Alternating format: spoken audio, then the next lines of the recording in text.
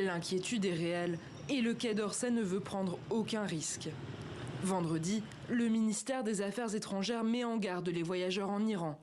Il alerte sur l'absence de garantie pour la sécurité des personnes en cas d'arrestation sur place. Les ressortissants français de passage en Iran sont invités à quitter le pays dans les plus brefs délais, compte tenu des risques de détention arbitraire auxquels ils s'exposent. Un avertissement qui intervient au lendemain de la diffusion par la télévision d'État iranienne d'une vidéo. Sur ces images, 2 ressortissants français. Cette enseignante et syndicaliste s'appelle Cécile Kohler. Elle a été arrêtée sur le territoire iranien avec son mari en mai dernier et affirme être un agent du renseignement français.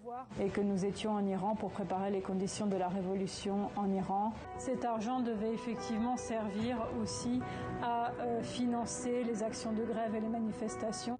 Le ministère français des Affaires étrangères a immédiatement dénoncé de faux aveux, extorqués sous la contrainte. L'entourage du couple a toujours soutenu que Cécile Kohler et son mari s'étaient rendus en Iran en touriste. Dans un communiqué, la France a qualifié l'extrait de mise en scène indigne. De telles manipulations et pratiques, dignes des procès spectacles des pires régimes dictatoriaux, ne détourneront pas l'attention internationale des aspirations légitimes du peuple iranien. Le régime est fragilisé par 3 semaines de manifestations, déclenchées par la mort de Mahsa Amini. La jeune fille avait été arrêtée par la police des mœurs mi-septembre pour infraction au port du voile obligatoire.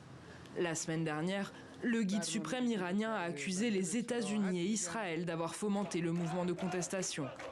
Les autorités ont annoncé que 9 ressortissants étrangers, surtout des Européens, avaient été arrêtés dans le cadre de ces manifestations.